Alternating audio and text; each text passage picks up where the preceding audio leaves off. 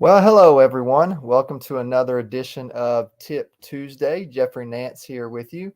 Glad to have you guys either with us live or joining us later via recording. We are going to move forward with our Spring into Action series. And today we're going to be talking about entry and exit points. So that'll be the beginning of this series. So today we'll focus primarily on entry points. And then next week we will focus more on our exit points. So why are entry and exit points so important? Let's just start off with that question. We're trying to win big and lose little. That's kind of one of our mantras. So how do we really carry that out? Well, the key to actually trying to put yourself in a position to win big and lose little is actually defining your entry and exit points. So, in other words, we want our potential of profit to be greater than any expense that we might take on that particular trade. And in order to get the most out of it, let's just say a stock is going to move from 20 to $22. Well, if you buy it at 21.50, can you still make money? Well, you can. You can maybe make 50 cents or so. But why is that not a good idea? Why does that not really fit our system? Well, because if you were to stop out below support, which would be around $20, you'd be losing $1.50 for the opportunity to make 50 cents. So now one expense would be the equivalent of three profitable trades. And we actually want to flip that around on its head. So what we would rather you do is buy closer to support, closer to 20, let's just say 20.50 to kind of keep our math the same. So I buy at 20.50. If the stock is going to move up to 22, I could have the potential to make $1.50. Now, if it drops below support and I stop out and I lose 50 cents, now if I do that three times, all right, stop out three times, I lose $1.50, 50 cents three times, $1.50. But if I get one trade right that goes all the way up to 22 and I make $1.50, then after four trades where I've really only had one trade work the way that I wanted it to, at worst, I'm breaking even. So what flipped the math around there for us? What put the math in our favor, if you will? It's really about buy points. And what I find that people really struggle with buy points is on a day like today. So it's actually a great day. The market is up more than I would have expected for sure, and really kind of setting the tone for something that may or may not happen tomorrow with the Fed. But they are exuberant today, and they are out there buying. And so there is a sense that a lot of people carry that I'm missing out. They call it FOMO, or fear of missing out. And it just says if I don't get in now, even though it's a terrible buy point, I'm just not going to make any money on this trade. Or we kind of get kind of dramatic here and say I'll never make any money on any trade. So it's better to get in late than never, right? We have that saying, better late than never. Well, if you're showing up in an event, maybe, but better to be on time, right? It's better to be on time. And when it comes to trading, that same thing holds. It's better to be on time, right? And it's not that you can't make money because you're late. Again, it's just flipping the ratios in the opposite direction, and we don't really want to do that. So what we're going to do today is we're going to go out there and we're going to actually look at some examples and just simply say, is this a good buy point or not? So is this a good time to enter this trade or not? And then why would that be the case? So I'm going to share my screen. I'm actually going to do it right today. I know some of you guys are wondering after, it was 2 weeks ago, that fiasco. So let's share our screen here. And we're going to go over here and select, let's see, this one right here. All right, now you guys can see my chart by tradeway. And what I'm actually going to do is I'm just going to go through a list of stocks I have here. I think it'll be big enough for you guys to see. Yeah, pretty good. I think some clarity there. So let's zoom in just a bit because we don't need a full year view. 3 months will be sufficient for what we're doing. So what I thought we might do is let's just kind of walk through some of these trades. Now, I don't know how big it is on your screen there, but the first one we're looking at is Lennar. Now, Lennar, I'll point this out on my screen, is a flag. All right, so any of you guys that have been to our courses know what a flag pattern is. You know that I really like flag patterns. And this is a time to get into this trade, right? So now, assuming that the market continues this move up that it started this morning, this is a really, really good entry. And why is that? Well, because this stock still has the potential to move up to close to 105. So it's about 103 and a half. It could get up to 105, just shy of 105, or if it gets hot enough, it could go higher. It could get up as high as 106. So when we look at where we would stop out, we would stop out right around here at 102.50. All right, so that's losing about 90 cents for the potential to make $1.50. So that's a good risk return. 90 cents to make $1.50. Now, is it perfect? No, it's not perfect, but it's still good. All right, so we're still in a position where we can make more. Our profit potential is greater than our expense potential. So that's a good setup. Okay. Now we have Under Armour here. All right. And so we're looking at Under Armour, and we kind of looked at it last night, and we really wanted Under Armour, if you guys can see this here on your screen, to stay below the 10-day and then to potentially drop with some negative market tone. Well, it's not doing that right now. Now it's up 18 cents, but it's not really doing what we wanted to. So it's not a good time to enter, right? So we don't need to go get into a trade just because we liked it last night. If things have changed, and they certainly have this morning, we can keep our eye on Under Armour, but we're not going to look at that for a bearish trade. Not yet. It's above the 10-day. We didn't really want that to happen. So that's not a good entry point. So what we're going to find is that we're going to look at entry points, and we're going to make those decisions based on a couple of factors. One, is it still in the pattern? So is it still making the desired move that I thought it might make last night? If the answer is no, then we have to reevaluate whether or not we even wanted to do that trade or not. And then we're going to look at it and say, well, has it moved too far? Now, obviously, moving too far is subjective. That's why I'm trying to bring in some element of objectivity here, saying, well, let's look at it from a risk return perspective. And some of you guys might be thinking, man, I don't want to have to do all that math. Well, it's not a lot of math. You're basically just looking at what you think the size of the move might be and saying, if I stopped out, would that be a greater expense than my potential profit? And the answer is yes, then you don't have a good buy point. We do a live trading hour, and a lot of times people will ask me, hey, do you think this is still at a good buy point? And inevitably, I will often say, well, since you're asking, I will say no. And then we'll go look at it.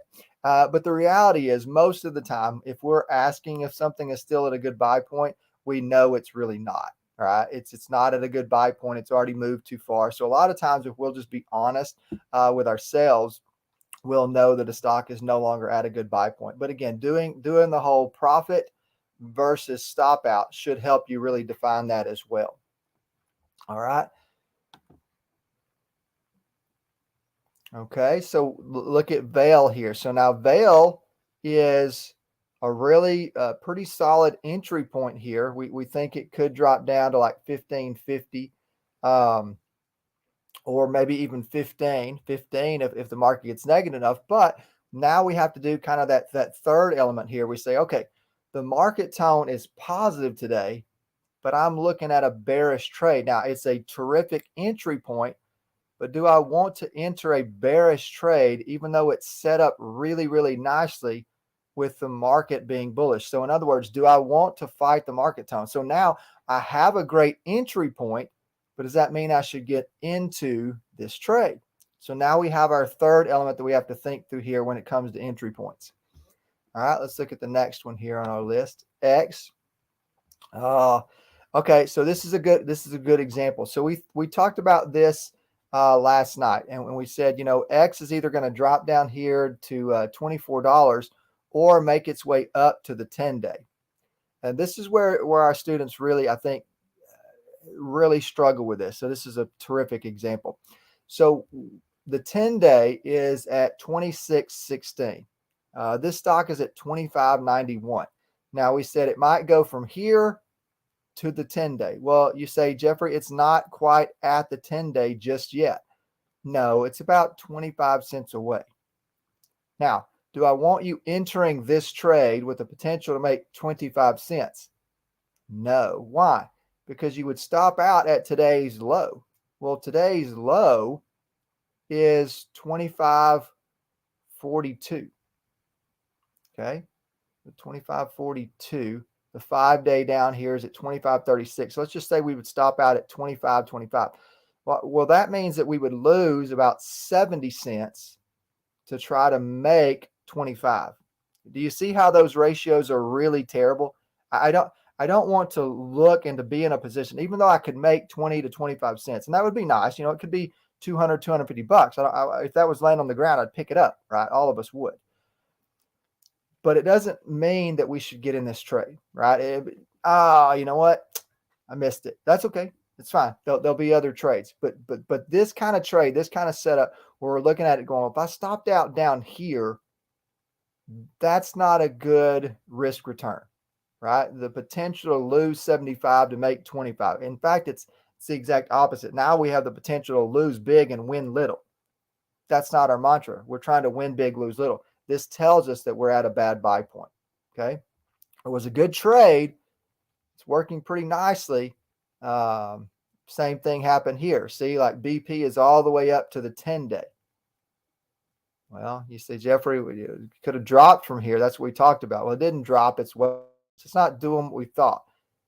All right. So would I want to enter a bearish trade now with the market positive? Probably not. Okay. All right. CPRI came up, hit the 20-day. We talked about the potential for it dropping. This again is at a great buy point. It's right there near the 20-day, 40.91. So we're about 25 cents away. We would stop out at the 20-day.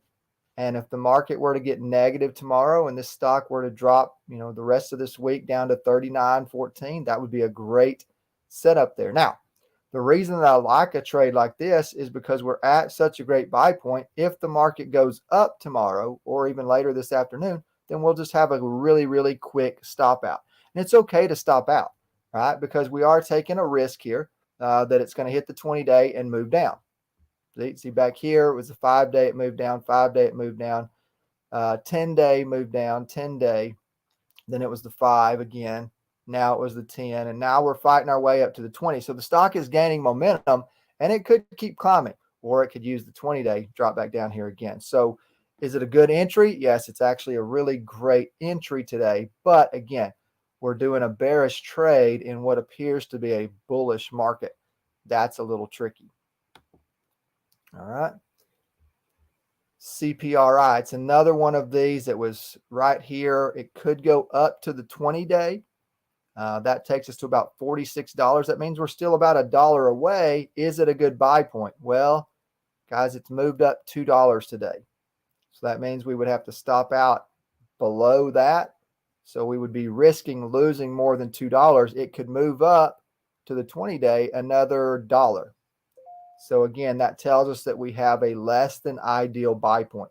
Doesn't mean we can't get in this trade. Doesn't mean that you couldn't make money on this trade, but it is not at a good buy point. Okay, is not at a good buy point. All right, what about Oracle? We talked about Oracle being a rolling stock here. Is it a good buy point? It's not a great buy point, but if it moves all the way up here towards, basically like 89.50, 89.75, that's still a pretty good ways to go. We would stop out around 80.16 or 80, $86. So it's not a terrible buy point.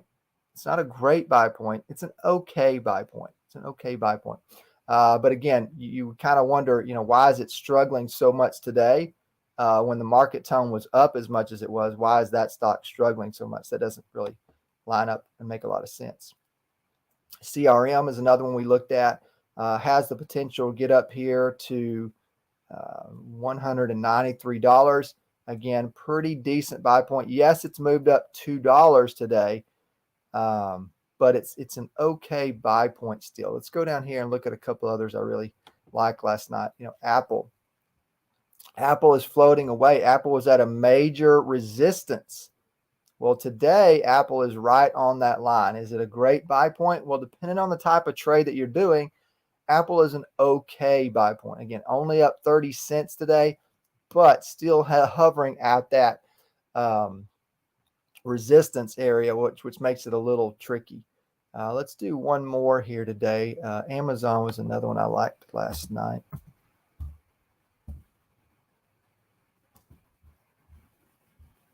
Oh, yeah. So making a really nice flag. All right. So sadly enough, we're going to end on one that's it's not really an awesome buy point. So Amazon is moving up. It made a really nice flag, came down here and hit the 10 to 20 day. It's moving up off of that today. In fact, it's moving up, $1.37. Potential to move up towards 100 there. We're already at like 99. So we're only making $1. Our stop out is down here at 96.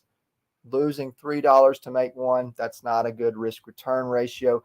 So even though we really, really like Amazon, we would have to do one of two things. Now, some of you guys were on live trading with me yesterday.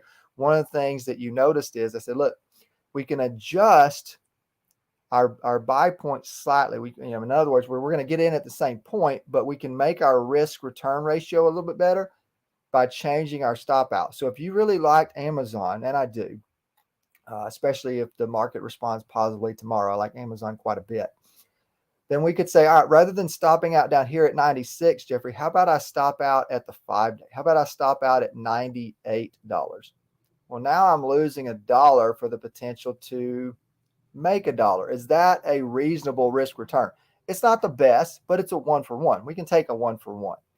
So if you have a bad buy point and you're going to limit your potential profit, then you must, guys, I'm going to emphasize that, must lower your stop out. So you can't keep the same stop out and get a bad buy point and go, well, can I make $1 and lose 3? That's not a good risk return. Let's not do those types of trades. Let's just miss that, move on, learn from it, go to the next one. If you're in a situation like Amazon where you say, man, I could still make $1 or more depending on how much it moves up, but I could lose $1. Okay, well, that's up to you. If you really like the trade, you want to get in, that's fine. But the reason that works, even though it's the identical buy point, is because we have shifted our ability or desire or opportunity to stop out sooner and keep the ratio in a reasonable range. Well, that's our tip for today, guys. Good entry points. What makes a good entry point? We discussed 3 things that help us define whether or not something is at a good entry point. Next week, we'll look at exit points. How do we determine our exit point? What does that look like? How do we know if I should be exiting? When should I maybe not exit, but I thought I was going to? What are those situations? What do they look like? We'll talk more about those next week. Thanks for being with us. We'll see you next time.